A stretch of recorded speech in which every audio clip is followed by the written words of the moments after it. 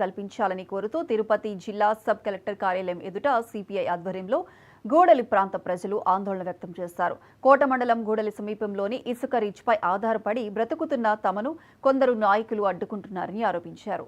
అధికారులకు ఫిర్యాదు చేసినా పట్టించుకోవడం లేదని ఆవేదన వ్యక్తం చేశారు. సబ్ కలెక్టర్ రాఘవేంద్ర మీనాను కలిసే తమ సమస్యను వివరించామని న్యాయం చేయాలని కోరినట్లు వారు తెలిపారు.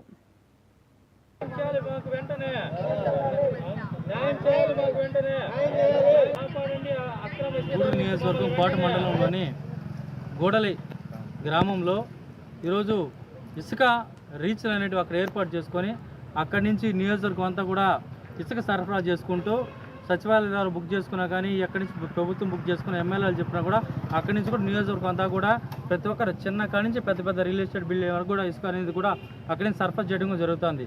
అక్కడ దరిదాపు ఎన్నో రోజుల నుంచి కూడా అక్కడ ఉన్న గ్రామస్తులు దాదాపు 30 నుంచి 70 మంది వరకు కూడా రోజు ఇసుక లోడ్లు ట్రాక్టర్ పోయటం, అదేవిధంగా ట్రిప్పర్లు పోయటం అనేది జీవనం సాగించుకుంటూ బతుకు జీవనం సాగిస్తూ ఏదో వచ్చినటువంటి 200, 300 వాళ్ళు జీవనం జరుపుకుంటూ బయటకు వెళ్ళలేక అక్కడే జీవనం సాగించుకున్నారు.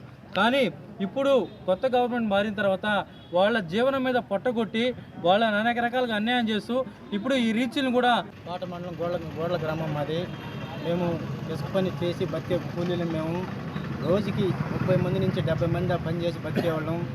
మన రీచ్ వచ్చిందని మమ్మల్ని పని కూడా చేయకుండా రోజుకి కనీసం మా గోడల్లో ఉండే బండిని పోసుకొని బతుకుతాం అంటే దానికి కూడా పర్మిషన్ ఇవ్వట్లేదు.